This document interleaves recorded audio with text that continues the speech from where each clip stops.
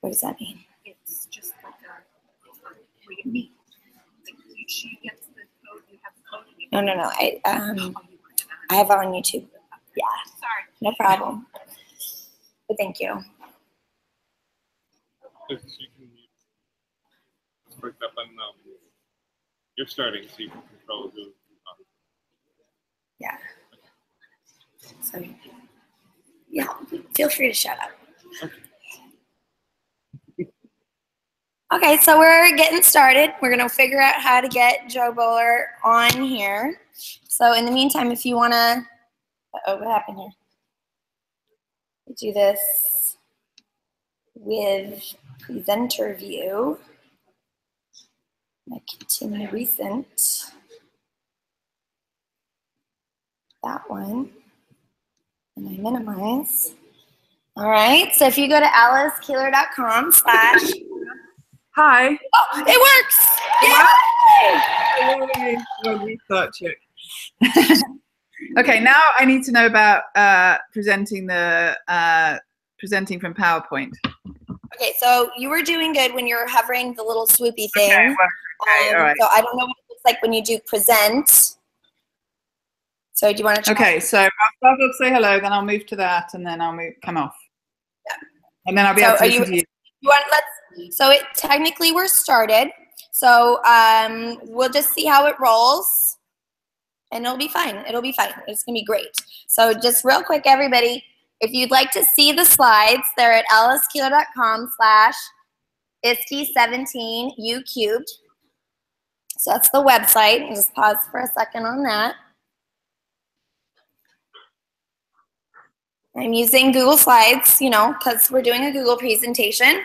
And one of the features of Google Slides is the ability to do questions and answers through Google Slides. I don't know if we're going to have enough time to take questions at the end. We're going to try. If not, it actually saves the questions into slides. If you go into the tools Q&A history, I'll be able to find them. And I will blog answers to questions later. So one way or another, I will get to them. Okay. All right. That's a picture of me and Jo Boaler. Just saying. I already bragged that I have your cell phone number too. All right, so I'm Alice Keeler. I'm at Alice Keeler on Twitter. My website is alicekeeler.com, and I taught high school math for 14 years. And this is Jo Boaler.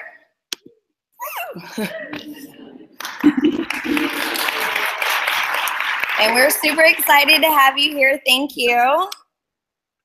And so her Twitter, if you don't know, you should already know, it's at Jo Boaler. And so she is professor of mathematics at Stanford. Jo, do you want to introduce yourself at all? Professor of mathematics education, a former teacher myself. I taught in London schools, and co-founder of YouCubed. Yes, exactly. So I've got, the both of us, we have some books, but I don't know if you noticed, but Jo Boaler wrote the foreword of my book. I'm just saying it's the best part of the book. So you should check them out. So Jo Boaler is joining us via Google Hangout. We're actually recording this to YouTube Live, so you'll be able to watch the stream later if you would like. All right, and so Jo, do you want to just share a little bit about YouCubed? Well, we started YouCubed a couple of years ago as people were really interested in getting the ideas from my online course out further. And we were really excited in the first month. We had about 5,000 people on the site. Now we get 3 million on our better months when we're releasing good things. So do come to YouCubed if you don't know it. If you register with your email, it just means you occasionally get emails from me telling you about new things on the site. So very soon we've got a new week of maths coming up, but I'll let Alice, you'll get to that later, I think, Alice. Yep. Well, I think we're ready for you to do your slides if you want to give it a try with the screen sharing. She's such a good Let's try it. Let's see how it goes. All right, so you can see my screen now? Not yet, and now we can. Now you can, all right. So yeah, I am these days working with neuroscientists at Stanford, and it feels really important to get some of the neuroscience out. So just real quick, are you in presentation mode or are you in just edit looking. Oh, just hold on. That's a good point. Which is fine. I just want to make sure that's what we're supposed to look at. Is this better? It's still showing the edit screen and not the presentation screen, but we can see the slides. Because I'm only So I have all these slides at the bottom of the slides presentation also. Okay. Go ahead. All right, so people who've been to YouCubed or heard me talk before won't be surprised to know that the really important thing I try and change and we try and get out far and wide is this knowledge that we now have that there's no such thing as a maths person. Nobody's born with a maths brain and nobody's born without one. And in fact, this is what we know about the brain. It is our most complex organ. It's made up of over 100 billion neurons and several thousand connections between them. And when we learn something new, this is how people develop mathematical brains and pathways. There's one of three things that happen. Either a new pathway forms when we learn something new, or a pathway becomes strengthened in the brain that we had before, or a new connection forms between different pathways. So the idea that you're born with a maths brain is completely wrong, and everybody can grow and develop these pathways to learn mathematics. And in fact, they now know that the way people become more intelligent, if you like, or become more knowledgeable is to do with these complex connections inside the brain and the interplay between different. You're not switching slides. Say again? You're not switching slides. You're still on the first slide. Oh, really? I am switching slides. So it's there we go. Now I see slide 5 because you're clicking on it. But I think when you go into I need to be out of presentation mode. So okay, we'll try it like this. There was a really interesting article in National Geographic last month called "What Makes a Genius," and they have Einstein's brain and they've chopped it up and stared at it. And they've studied the brains of people who they regard to be amazing geniuses. And what they find is the difference is more brain connections for these people, more connections between different pathways. So I want to talk to you today about how to get those brain pathways connecting. But we have a huge amount of neurocognitive evidence that tells us that nobody's born with a maths brain. And in fact, every student has the potential to study high-level mathematics in school with the right teaching and the right messages. For some kids with very severe special needs, that will be hard, but we're talking about less than 5% of the population. So how do we encourage different brain connections? One of the things we released on YouCubed last year was the amazing new research that tells us that when we work on a maths problem, any type of problem, there are 5 different pathways in the brain that light up and are working. And 2 of them are visual pathways. And in fact, the dorsal visual pathway is the main brain region for representing quantity. So to improve students' mathematics achievement, we actually, as I said, you need to improve communication between areas of the brain, not just keep strengthening one area, like the numerical part. So those brain connections come about when we present mathematics in different ways. So if you show students something with numbers, but also show them with visuals, and also ask them to think about words and think about equations, all of those different ways of thinking about mathematics will cause communication between different pathways in the brain. And what's very important, in fact, is the connections between visual representations of number and numerical representations of number. So we published a paper last year. It's called Seeing as Understanding, and it talks about ways of making really everything in maths visual. And I always say to teachers, if you can't think of a good visual representation, ask the students. They will be amazing at coming up with different visual ways of thinking about maths. So I also find that the visual, really one of the most beautiful and lovely parts of mathematics is the fact that different people see it in different ways and different people think about it in different ways. And we should really be valuing that. Turns out when we value that in classrooms, kids are much more engaged and high achieving. So I wanted to share some new research that I've just come across, which I thought was kind of interesting from another sort of brain scientist person. And he talks about how, first of all, when you learn something new, your brain automatically relates it to something you already know.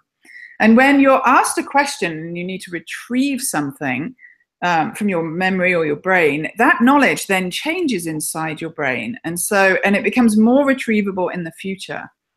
So he talks about the need to keep varying the way knowledge is presented. But so when we think about teaching approaches and how do we encourage brain connections and growth, the least likely way of having kids have those brain connections is with them sitting listening to a lecture. They can develop connections through that, but it's very difficult. And at the other end of the scale, we could have students designing, doing projects. There's quite a lot in between those two, that continuum. And one of the things that Bjork raises is the act of kids actually talking and retrieving information. You might think about, oh, well, we can get kids to come up with information by giving them a test. But actually, this scientist raises a really important distinction between when you're answering a question as part of a performance and when you're answering a question to learn something. And one of the researchers I like a lot, his name is John Hattie. He looks at all the things that happen in education and thinks about what has the biggest impact. And this is very interesting. Teachers who focus on test taking, the impact is so low, it's virtually nothing. Whereas having kids engage in classroom discussions is one of the greatest impacts that teachers can have in changing students' achievement.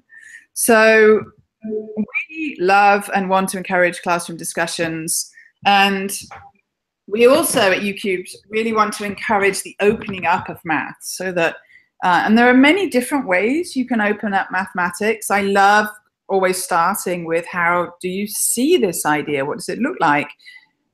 Why do those methods work? And how are those methods connected to others? And can you represent the idea in different ways? If you ask students, can you draw me a picture? Can you make a cartoon or even a doodle? Even those different ways of showing knowledge will cause these brain connections to happen. And then always asking, why does that make sense? So I wanted to share with you some different examples of maths that we can make visual and more connected. Of course, maths facts do not have to be taught through blind memorization, should not be taught in that way. And we don't have to give kids things like time tests, which are very damaging. But instead, and we're going to see Alice show one of these later, we can take activities that encourage students to use math facts and see them visually. So we have a lovely activity called How Close to 100 that does that, but Alice is going to expand on that, so I won't say more now. Algebra can totally be made visual, and it's so much more interesting and creative when we ask students to look at visual patterns, and from that visual thinking to come up with expressions.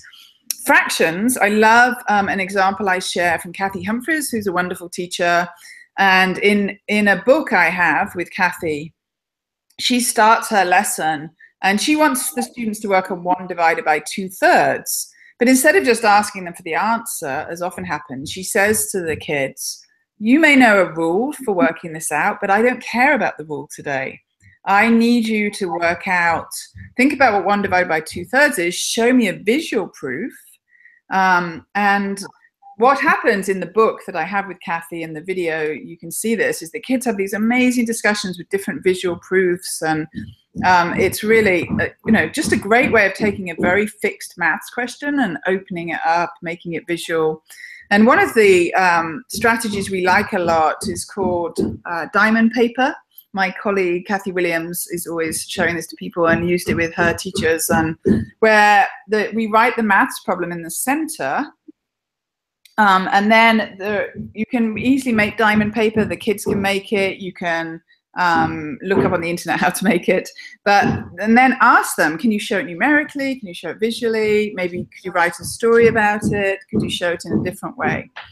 And I was going to share a little story. I know that there's just a few minutes left. Of I have 2 children. I also, as many parents do, get frustrated at some of their maths experiences. And I remember when my daughter was 8, and she was in a school that didn't give a lot of homework, which is good. I don't think we should give homework. And when they did give homework, they gave better things like Ken-Kens and puzzles. But I remember one day she came home with something like this. It was like 40 questions in the worksheet.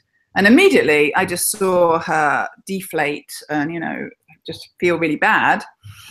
But I actually gave a bit of feedback to the teacher. I don't do this very often, but in this example, I just wrote a little note to the teacher, and I wrote, You know, I asked my daughter to do the first few of these, and I can see she understands them, and I've asked her not to finish the rest of the sheet because I don't want her to think this is what math is. So that was interesting, and actually was pretty good. And what the teacher switched to doing, which was wonderful, instead of giving 40 questions, she now gives about 4 questions to the students, but she says to them, can you do the calculation? Can you write a story about it? And can you draw me a picture? And that changes everything. No longer was my daughter feeling terrible about homework. She was engaged. That gets those brain pathways connecting. So people often ask me, what about practice? You know, we need kids to practice, right? But actually, what is productive practice is not doing the same question over and over. It's seeing an idea in different ways, different forms, different representations. That is what's productive for the brain. That's what causes these lovely brain connections. So I'm going to throw it back to Alice, and I think we're going to see some of our problems from YouCubed made more open and exciting. So I will go back and stop sharing my screen now.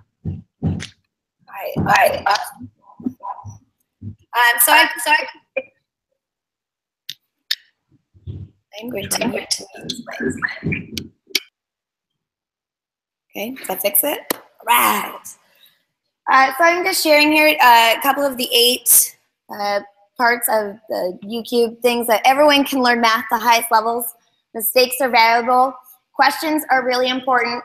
And math is about creativity and making sense. Now, I was a math teacher, and I'll be honest, I didn't teach it to be creative. And I know a lot of my students who did not make sense out of it because we were just every day doing a new topic. We're not taking it to the understanding level. Math is about communications and connections, and is about learning, not performing. And this is really important for me, is that being fast is not the same as being smart. And I've been led to believe since I was in 4th grade that I am dumb at math because I could not pass those time math tests. And you know what? I'm not dumb. But my question is, does Google Apps make learning better? And obviously the answer to that is it depends on how you use it. YouCubed has a lot of wonderful and amazing activities that are on paper, and that doesn't make them bad. Use them on paper. They're really great on paper also. I don't know if anyone follows me. Please stop saying paperless. I teach kids, not trees. So how do we use these tools in ways that enhances the learning? So if you're a school that's using G Suite, how can you combine together G Suite with using the YouCubed activities that Jo shares on her website? So I have this on the slides on the alicekeel.com/ISTE17 YouCubed. If you want to click on the link later, it does have the video showing how a number talk works with these dot cards. But I have put it into Google Slides, so we can just give it a quick try on the Google Slides. Because the sound conflicted, but please unmute and jump in at any time.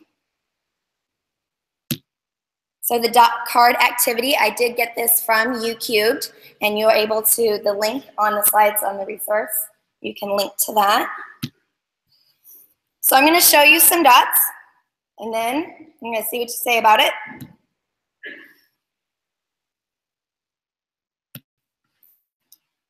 How many dots were there?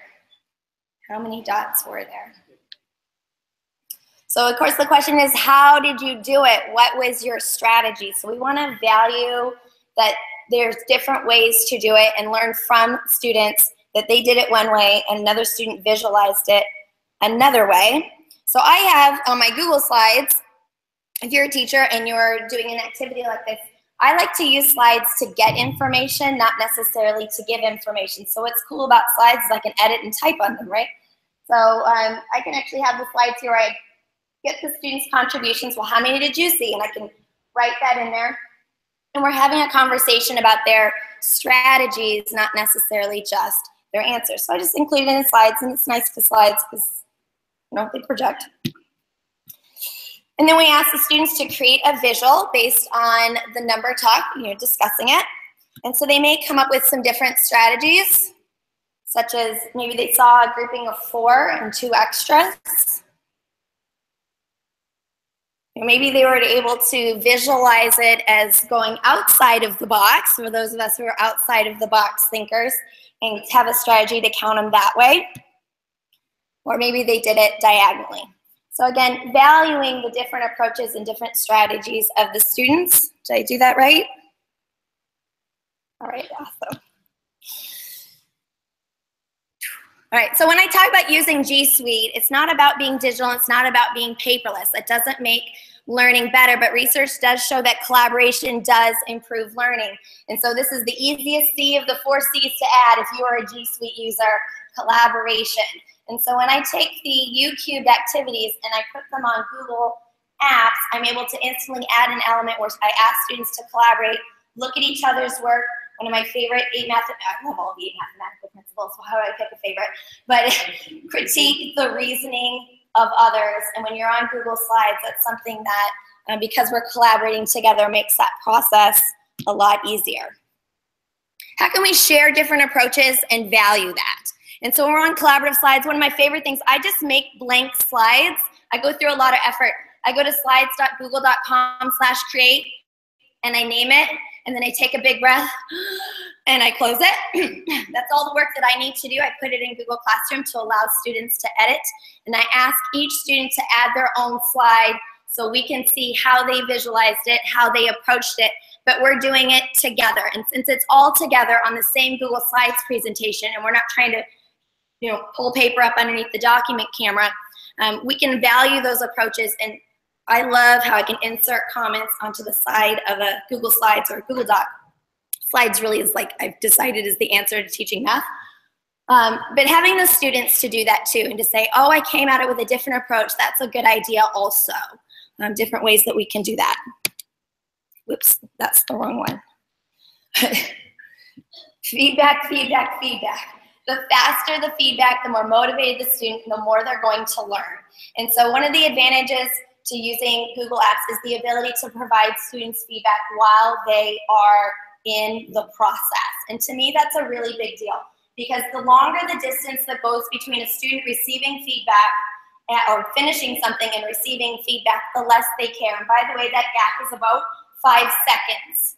So you're like a superhuman person, but you can't give feedback back fast enough. You just can't. And that's one reason I really value students doing peer commenting and peer feedback.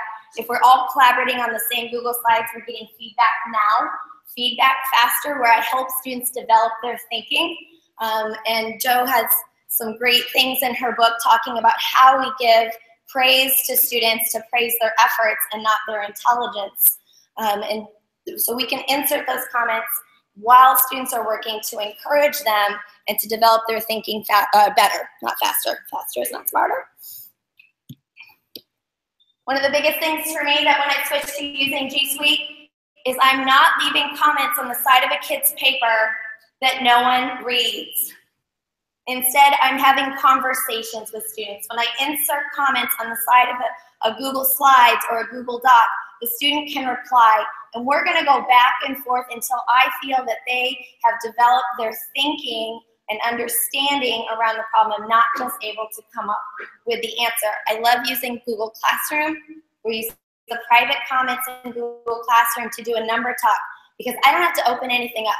And I'm able to back and forth have a conversation with my students to help them to feel confident. And because it's in a private comment, they don't have to put it out to everybody. But I can have conversations with them around the ideas and help them to develop their thinking rather than just marking things right and wrong. Google Slides allows students to explore and experiment with ideas. My friend, I don't know if you know my friend Diane Harrington, who wrote the book with me. She just passed a month ago. And, sorry. But what she would do is she would use Google Slides where she poses, she just says sign X, and then she asks them to use, they're working in small groups of 4, and the students would use Desmos to explore the sign graph rather than just take notes on the sign graph. Instead of starting with you doing the thinking for the students, we allow students to do their thinking and to share their ideas and what they come up with through Google Slides. And when they're collaborating in groups, they can all collaborate on the same slides activity. That we ask students to visualize and explain their strategy and not just come up with the answer. Again, slides is really great for that because they can duplicate the slide and build on it, and especially when they make a mistake, which of course, for those of you who are Jo Boaler fans that we value, that means we have something to talk about. Don't delete it, don't edit it, duplicate the slide and continue to show the growth or the direction of your thinking, and it allows us to have some richer conversations if I can keep it all together within Google Slides or a G Suite product. I'm really passionate about is not all students are doing the same thing. One of the things that I like to do is to go to openmiddle.com where they have DOK2 and DOK3 problems, which is awesome. But then when I use that problem, every student's doing the same problem. So if when I switch to doing it more digitally, I can actually provide some customization. So when I use Google Sheets, because the answer is always a spreadsheet, and I have stickers on that in the back of the room if you like. No, it's not an option. You will pick up your sticker on the way out on the back of the room. But when I use Google Sheets, I'm able to use if-then statements, conditional formatting to allow students to interject they can pick the number. And even on Google Slides, I have a dot strategy cards where the students get to drag the dots and make their own dot pattern to have a peer say the strategy of their dot pattern so that all students get to be more creative. So I feel that using Google Suite allows students to choose their own numbers, their own name, just personalize it, even in a small way. So the week of inspirational math, or maths, maths. I can read. When you go to YouCubed.org, this is one of the resources that's on the website for you to do with your students to help develop their confidence and understanding of math. And they have a lot of activities on there that are awesome just as they are. So I am not saying that this is better, but this is a way that you can incorporate some of those things that I just mentioned if you are a G Suite user. So I would encourage you to, and hopefully you're already checking that out. So 4 fourths, and I apologize for this being so small. I ultimately decided the ability to do this through YouTube and record it was going to be better than necessarily having it slightly bigger. So the slides are on the resource for you to take a look at. So the activity 4 fours asks the students to take exactly 4 fours and use whatever order of operations, plus, minus, parentheses, square root, and to come up with the numbers 1 through 20. So of course I made that into Google Slides. So you'll see from that is I actually have a grid that says 1 through 20 and to use the 4 fours and so they can fill out the whole grid just as you would on paper. So it's really a substitution, but it does allow for easier sharing, inserting of feedback comments, things like this. I actually have got each of those links are linked to a slide, and so it links to a slide where students can build and show their ideas beyond just the little area on the paper. It gives them the whole slide to do it. Yep. But what I love about slides is you can insert media.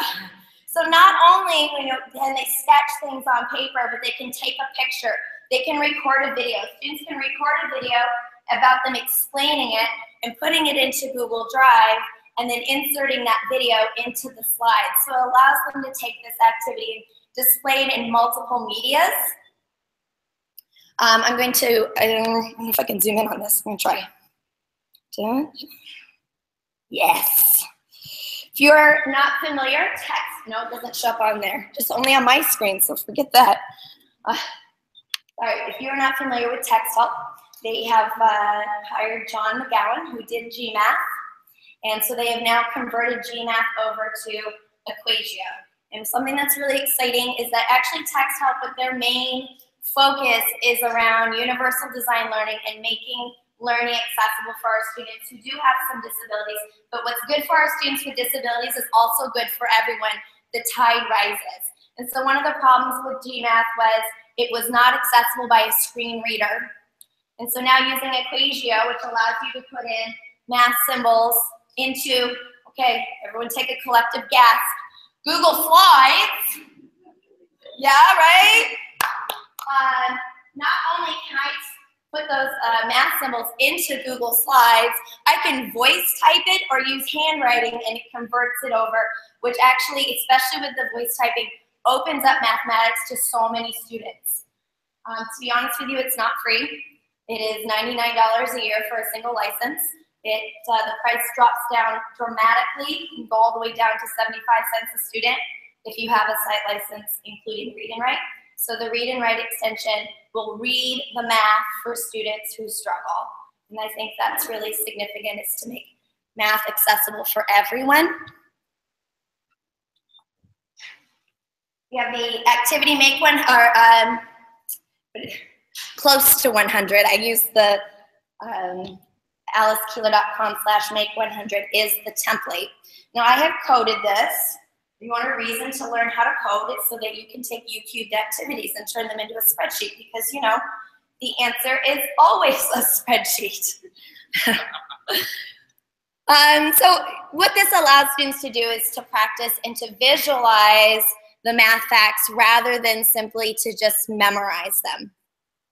So if you use the add-on menu, I've coded it where they can roll the dice, but they roll the dice within the spreadsheet. I know you're thinking, how did she do that? So you go to Tools, Script Editor, and you can read all my code. Steal away. They click roll dice, and this number 6 and this number 5, they change. And then you use conditional formatting. Students love pixel art. They just type a number and it changes the color. And it's super simple to set in spreadsheets. It's right-click conditional formatting, and you set the rules in a toolbar. No coding knowledge needed. So the students would then, let's see if this works. They roll a 2 and a 1, so they're going to display a 2 by 1 array.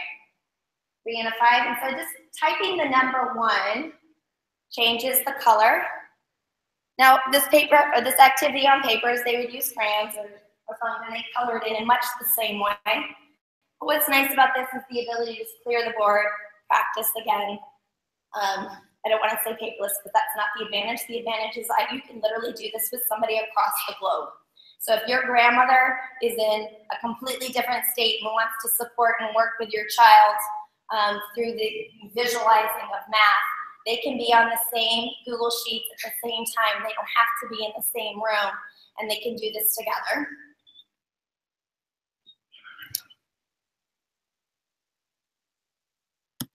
All right. And again, it is collaborative, so you can see that if you type the number 2, it allows the second player to use a different color. And playing individually versus playing with a partner is different strategies. One would be, of course, to block your partner from being able to play. And when you play individually, it's how close to 100, how can I fill up the whole board? But allowing students to visualize. And so you can see I have, just as the paper activity had, is the students are able to display 1 times 2 equals 2 and 3 times 5 equals 15. So they're taking those visual displays and also representing them numerically. This is one of the first activities that this is actually from her book, which is the best book ever after the Bible, I like to say, Mathematical Mindsets. Usually I keep it very close to me and I cuddle with it. No, you can't use my copy, you have to get your own. My husband's an English teacher, and I told him he needed to read this book. He's like, okay, you can't have my copy because it's been signed by Jo Boaler. So get your own. And so one of the activities she has in there is how do we help students to visualize division, and one is to represent it in different ways by cutting up a brownie pan. And it's a spreadsheet. Woo.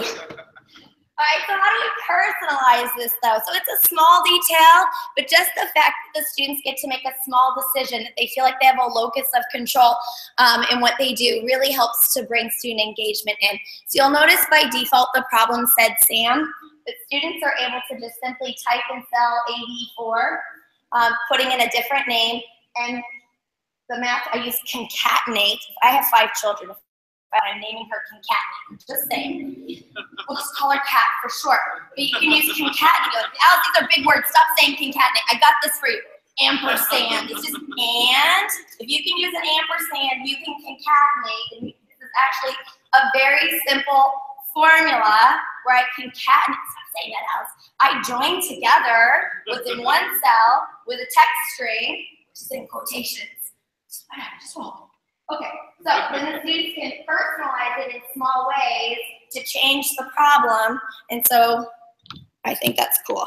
So then they again use pixel art, and they pick any single digit number, 1 through 9, and including 0, and the number itself is superfluous. It just represents a particular color, so you type 4, 4 looks like it's green, right? So it makes it green. So this allows students to visualize different ways to divide up this brownie pan. So again, this is the same activity that it was on paper, although, you know, I'm gonna say it's more fun. Pinto, you wanna agree? Kids like to do pixel art. So it allows them to kind of experiment and play. But to me, this is what makes it really awesome to take it from paper into a Google Sheets activity, is the ability to insert those feedback comments. Because when you read this problem, it says he's gonna share it with 5 friends. So does that mean you divide by 5 or are you dividing by 6? And so obviously there's lots of approaches that students may mistake or think of it in a different way. And so helping them to develop their thinking is as easy as inserting a comment right onto the sheet. And the student can reply back. So there's that potential for a conversation. But it's not just teacher to student. I'm exhausted if I have to leave all the feedback comments on a lot of brownie pans. They should bring me some brownies if I'm doing this. Actually, I did an activity with my students. How many minutes do you have to work out on an exercise bike if you eat a brownie? And they were really mad that I did not bring them brownies. So lesson learned, if you do a math problem with brownies, you have to bring brownies. So think. But it allows for those conversations, but students, it's collaborative so they can share amongst peers, and students can easily just click the blue share button, share with peers in their group, and they can compare and contrast their strategy versus the peers, and the peers can insert feedback comments to value the different approaches that each student brings. And then I have extra tabs, persevere and problem solving. That's one of the awesome features of using a spreadsheet. And so then we go to the next tab and we can say, okay, what if instead of 5 friends, we have 4 friends or 8 friends? And it's editable, so the student can say, I have 12 friends. And they can get as challenging as they want. And so they're able, and then it changes, you know, it's subtle, so I drew a big arrow at it. But when they type the number into the yellow box, it updates the word problem in cell A1, and they can look at it from different approaches, whereas on paper, well, I mean, I guess you can do on paper too, but it's a spreadsheet, so you know. And then I have the next tab that says, hey, make your own pan. So again, I want students to be able to personalize and be creative. So when I take it to a spreadsheet, they can say, well, what if my brownie pan had 12 pieces? What if my brownie pan had 8 pieces? And they can design and draw the brownie pan and choose how they would like to visualize division, because it's not about the problem, it's about the understanding. And so that, I would say I like this activity on a spreadsheet. Oh wait, because it was on a spreadsheet. So. And so the last activity that I would like to share with you that I borrowed from the YouCubed is stairs to squares. So that's alicekeeler.com/stairs to squares. And it's in a spreadsheet with pixel art. I know we're noticing a pattern here, Alice. You know, I'm looking for simple ways for students to visualize, and conditional formatting is a really, it's one option of many ways that students could visualize. And so what the original activity asked the students to do is to recreate this kind of stairs activity, this building of a pattern, and they would use crayons in different colors to see how they do the pattern. So you see how I visualize the pattern, but you might have built this pattern in different ways. When you notice the original pattern, how would you recreate it? How did you visualize it? And so using conditional formatting in a spreadsheet allows students to play around and kind of experiment with it, and I still think it's fun. So those are the activities that I wanted to share with you, of ways that you can use the power of G Suite to enhance what is already awesome activities from YouCubed.org. So if you do not own the book, Mathematical Mindsets, We Can't Be Friends, I mean, you should buy it. I'm sure you all already have it. Buy it for all your friends. Anyone who, you know, I'm a math teacher, so I tell people I teach math, and they pull back and twitch like they're abused as children. When they do that, give them a copy of this book. It's like $13 on Amazon, so just buy it by stack loads and hand them out as Christmas presents. We will make the world a better place by helping people to feel more confident that they're not dumb at math, that they are visual learners and creative learners, and they can do math. And I think this book is a really positive start in helping people to embrace the mathematical mindset. And I'm getting a little teary because I am so excited. And I have a book that is not as cool, but it does have Google Apps in it. But the coolest part is, of course, Jo Boaler wrote the foreword, so that's the best part. And I will tell you, just before Diana passed away, she specifically mentioned how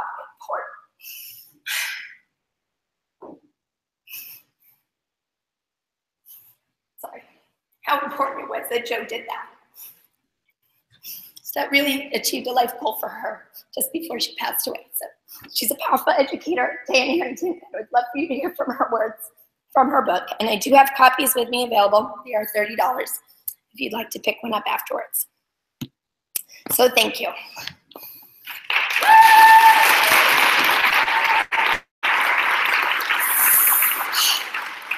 All right, so if you want to unmute, I'm going to try and see if we have any questions. I'm here. Okay. Did you want to add anything? Me? No, you did a great job. Thank you. Okay, so can we have a copy of Jo's slides? So for those of you who are not familiar with the Q&A, it allows you to ask questions to Google Slides, and then we get to do things together, which I'd like to collaborate. So Jason, thank you for this question. So a couple of things. Her slides are on PowerPoint. I love her anyway. And so when I converted them over to slides, we'll not say that they converted so awesomely, but it was a great excuse for me to play with the Explore tool in slides, because if you've never played with the Explore tool, your day is about to become amazing. And so what it does is it looks at your slides and says, wow, these are ugly. You know, it would look better if you did this. And I appreciate it. So when you're looking at the slides, in the bottom right-hand corner, there is a yellow, like starburst. Actually, it's only yellow if it thinks your slides are ugly. So you click on it, and the side panel comes up, and it gives you some suggestions using artificial intelligence to how to more clearly communicate. If you have too many words on the slides, it just shakes its head at you. I'm just saying. So those slides are, they are in the slide deck. They're just at the bottom. So if you are using the slides from the alicekia.com/ISTE17 YouCubed, they're there. So thanks, Jason. Okay. All right. Oh. I have to kind of tuck. I don't like to use extended desk. Can you share some research which proves the lack of value of the boring, repetitive worksheets homework my kids are asked to complete year after year? Well, if you read my mindset book, it is full of that research. And I think the latest brain research is showing us something new, which is that it really isn't productive to keep repeating the same idea over and over and over again. And that productive practice really is about seeing things in different ways and representing things in different ways. So, and that's pretty new. Everything we learn about, we publish fast on YouCubed. So that will be up shortly. But most of that research is already in the mindset book. All right, awesome, thank you. I happen to know that he has read that book. Okay. He is also the new stuff, and the new stuff will be up soon. Awesome. He's not here, so I have put the slides link out. You know, it's broadcasting right now on YouTube, so people are asking questions who don't even be in the room. They're not in the room. I can use English, I promise. Sean, yes, we have the slides. They do go quick. So I'll put the link back up. It is alicekeeler.com/ISTE17 YouCubed.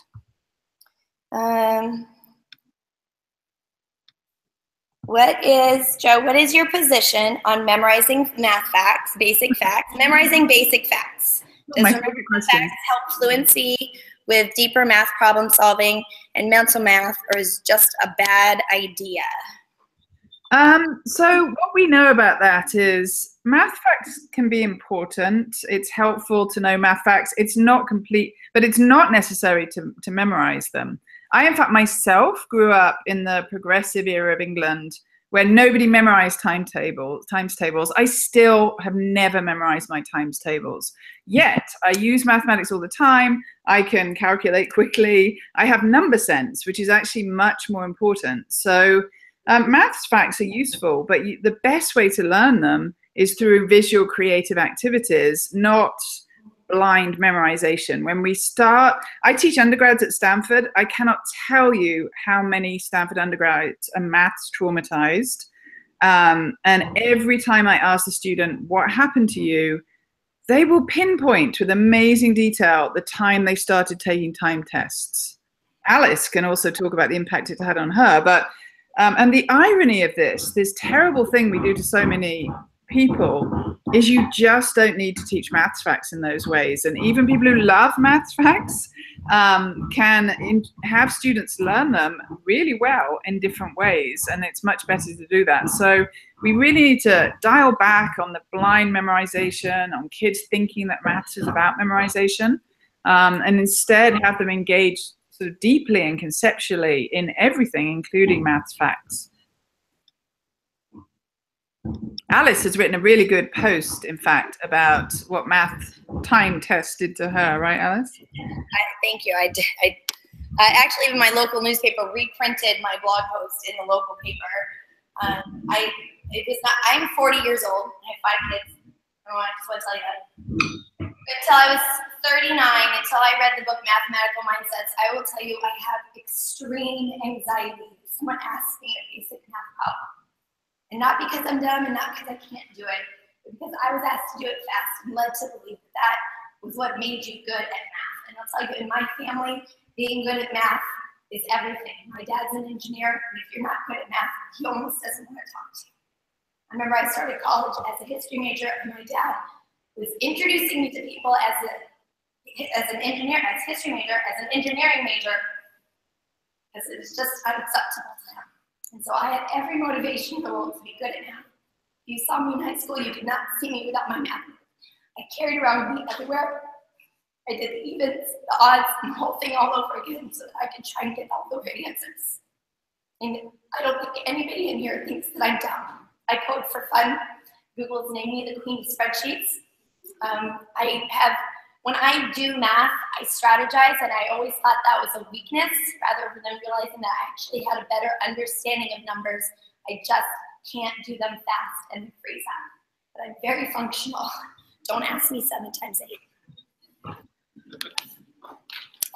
Thank you. What was the title of the book you love so much? It's Mathematical Mindsets by Jo Boaler. Thank you, Anonymous. All right, so I'm new to teaching math. What advice do you give? Jo, do you have any?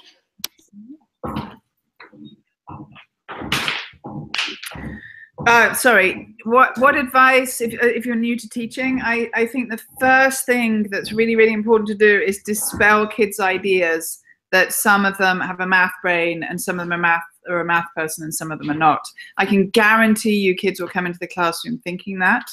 And that's the most important thing to do, is to teach them that everybody's brains can grow and change. There's no such thing as a math person. And then the other things I found really helpful is to tell kids, I don't value speed. I value creative representations of ideas. I want to know how you think, and I love the different ways people think and really valuing the different ways people think. When we taught kids a couple of summers ago, they told researchers, in my maths class, I would never put my hand up. But here in the Stanford camp, I put my hand up because I know that Jo values everything we're thinking, and they were right about that. If they asked a question, sorry, if they said something, I would be really interested in it. And they perceive their teachers as really just looking for one answer. So if you can make maths this beautiful subject of different ideas and valuing different ways students see it and never letting any of them think that they can't do maths, then that's the best advice I can give. Great advice. Thank you.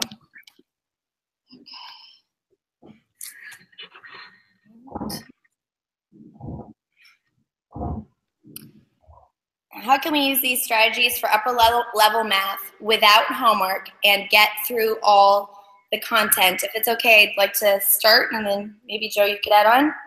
Yep. I taught high school math, and the only students who did the homework were the ones who didn't need to. I taught algebra and AP statistics, and honestly, it doesn't help. I got rid of homework. I stopped giving high school math homework, and it didn't make a lick of difference, which should exactly be, it shouldn't be that the students did better if it wasn't that valuable to begin with. But boy, did they start enjoying my class a lot more. They're no longer afraid to come to class because they didn't do their homework. I'm able to have positive conversations with them because we're not stressing about whether or not they did that homework. When I call parents and I say, hi, I'm Alice Keeler from Clovis High School, I'm your kid's math teacher, you can hear their voice deflate on the other end of the line. But most of the time that's because that conversation is your kid's not doing homework. And oh, your kid's struggling, what's my strategy? Do your homework. That's not a strategy to help kids who are struggling. And so when I eliminated homework, I'm able to have productive conversations with parents about how to truly help their kid who is struggling in math. And it's a much more positive relationship. And those positive relationships are going to outweigh the marginal benefits of doing additional rote practice. Jo? Yeah, that's great to hear you say that, Alice. And, we need more examples of high school teachers who are working these ways. And there are many of them, and they will tell you it works. This is not for a particular level of students. You might be interested to see, we have a section on YouCubed, which is called YouCubed U, and higher education. And on there's a video of Steve Strogatz, mathematician at Cornell, teaching students in the ways we're talking about through creative mathematics. So this is not for students of a certain level or certain age. It's really for everybody. Right, just see if there's any other top questions. This is something I hear a lot. It's the pacing guide and the scope and sequence. How do you dive deeper under the time crunch? You're wasting your time plowing through the curriculum, not paying attention to whether or not students actually learn it. I'm just going to call that out. And if I could add to that, Alice, pacing guides are the worst evil in education, in my view. They go against everything we know about learning. Because, the best learning happens when something amazing happens in the classroom and teachers take time on it and teach to those what we call teachable moments. What does a pacing guide do? It pretends that all students are the same. They're going to go at the same pace. Forget any teachable moments. We've got to keep to that pacing guide. So, yeah, we should just do away with pacing guides. I'm tweeting that. I'll put up another question for you to answer while I finish tweeting that. Okay. Thank you for that one.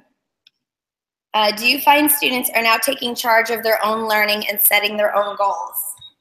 Yes, and so I will give a little bit of a plug now. I have a new online class that just released 2 weeks ago called Mathematical Mindsets. And in the class, we feature the teaching we did with 6th and 7th graders. And one of the things that the students said to us at the end of our teaching of them was, we felt free. We felt mathematically free. And it was really interesting to me. And I unpack it a lot more in the class. Like, why were the students saying they felt mathematical freedom? And they really started to think that they could, they were mathematicians, they could make decisions, they could decide what to do. And I think that piece is really important. Too many students in maths classrooms think they're there to follow rules. And that, works against their understanding in so many ways. And I think that mathematical freedom is more and more important the more I think about it and learn about it. I'll just throw in a side note that I really love and enjoy the research of Carol Dweck, who does talk about the importance of goal setting and short-term goal setting, as that's one great way to help students get to having that mathematical confidence. And